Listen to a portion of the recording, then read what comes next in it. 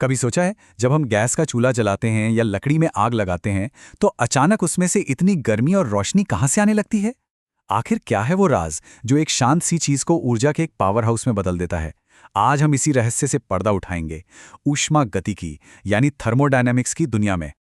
यही तो सबसे दिलचस्प सवाल है। सोचिए, लकड़ी में एक बार आग लगा दो तो वो खुद ब खुद जलती रहती है ना? लेकिन अगर पानी को गर्म करना हो तो हमें लगातार गैस जलानी पड़ती है। आखिर ऐसा होता क्यों है? कुछ चीजें अपने आप हो जाती हैं और कुछ को लगातार धक्का देना पड़ता है। चलिए, इसी गुत्थी को आज सुलझाते हैं। आज के हमारे सफर का रास्ता कुछ ऐसा रहेगा।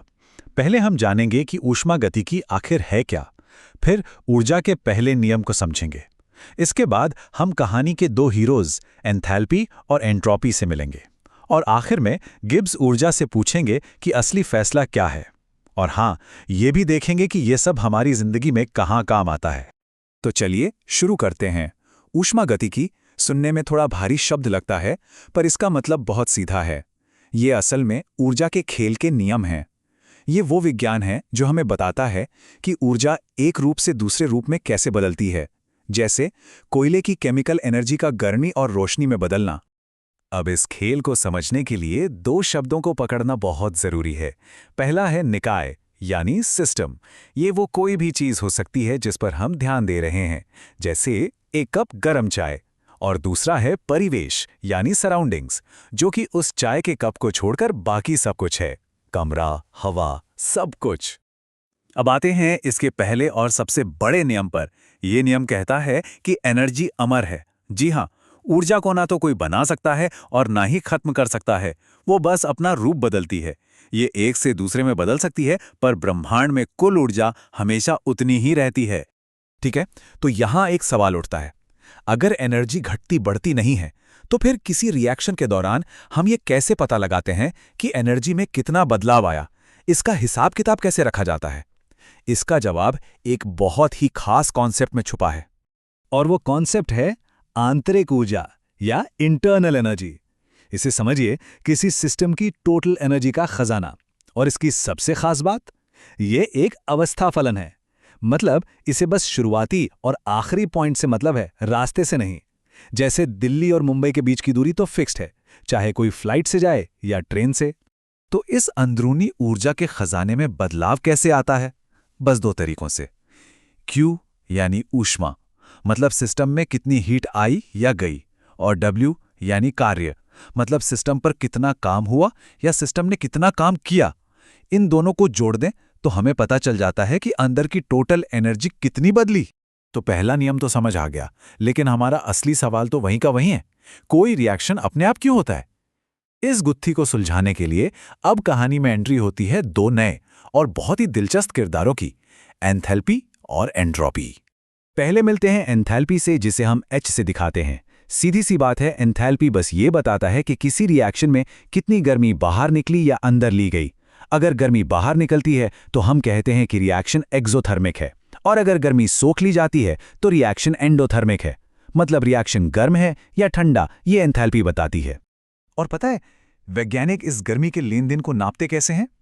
वो इस्तेमाल करते हैं इस तरह के खास इंस्ट्रूमेंट का, जिसे कैलोरीमीटर कहते हैं। इसी से पता चलता है कि एंथैल्पी में कितना बदलाव यानी डेल्टा H आया है। लेकिन कहानी में एक ट्विस्ट है।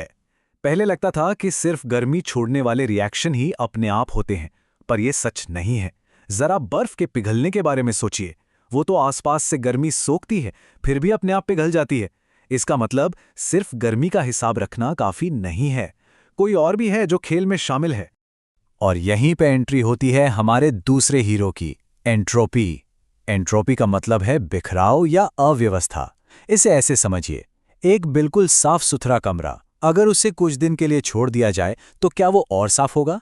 नहीं, वो अपने आप बिखर जाएगा। बस यही कुदरत का नियम है। ब्रह्मांड हमेशा ज्यादा बिखराव की तरफ बढ़ता है। तो अब हमारे पास दो खिलाड़ी हैं मैदान में, एंथैल्पी जो गर्मी का हिसाब रखती है, और एंट्रोपी जो बिखराव या डिसऑर्डर का। दोनों ही बहुत जरूरी हैं, पर अकेले अकेले ये पूरी कहानी नहीं बता सकते कि रिएक्शन होगा या नहीं।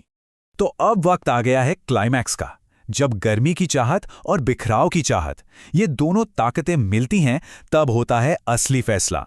और ये फैसला सुनाता है हमारा फाइनल जज गिब्स एनर्जी। तो पहली बस एक है, इन दोनों को एक साथ कैसे लाया जाए? गर्मी के बदलाव और बिखराव के बदलाव को एक ही तराजू पर कैसे तौलें? इसका जवाब हमें दिया महान वैज्ञानिक जे विलार्ड गिब्स ने। और ये रहा वो मैजिकल इक्वेशन, डेल्टा जी बराबर delta H minus T delta S. यहाँ जी है गिब्स फ्री एनर्जी, यही वो असली काम की एनर्जी है जो हमें बताती है कि रिएक्शन होगा या नहीं। और टी है तापमान, और ये तापमान ही यहाँ असली गेम चेंजर है, जो एंथैल्पी और एंट्रोपी के बीच टाई ब्रेकर का काम करता है। तो इस इक्वेशन से फैसला कैसे होता है? बहुत सिंपल है। अगर डेल्टा जी का मान नेगेटिव है तो मतलब रिएक्शन को ग्रीन सिग्नल मिल गया, वो अपने आप होकर रहेगा। अगर डेल्टा जी पॉजिटिव है तो मतलब रेड सिग्नल, रिएक्शन अपने आप नहीं होगा। और अगर डेल्टा जी जीरो है तो मतलब सिस्टम संतुलन में है, कहीं नहीं जा रहा, बस। अब मन में ये ख्याल आ सकता है कि भाई इन सब जी एच एस का हमारी रोज की जिंदगी से क्या लेना देना? तो सच ये है कि इसका लेना देना सब कुछ है।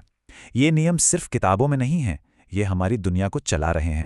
सोचिए, नई दवाइयां बनाने से लेकर हमारे फोन की बैटरी को और पावरफुल बनाने तक, या फिर फैक्ट्रियों में कम लागत में ज्यादा सामान बनाने तक, हर जगह यही साइंस काम करता है।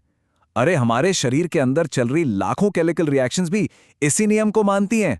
इतना ही नहीं, महान वैज्ञानिक अल्बर्ट आइंस्टीन भी ऊष्मागतिकी के इतने बड़े फैन थे कि उन्होंने कहा था कि ये फिजिक्स का अकेला ऐसा सिद्धांत है जिसके बुनियादी कॉन्सेप्ट्स को कभी गलत साबित नहीं किया जा सकेगा। मतलब ये नियम इतने पक्के हैं कि उन्हें कोई झुठला नहीं सकता।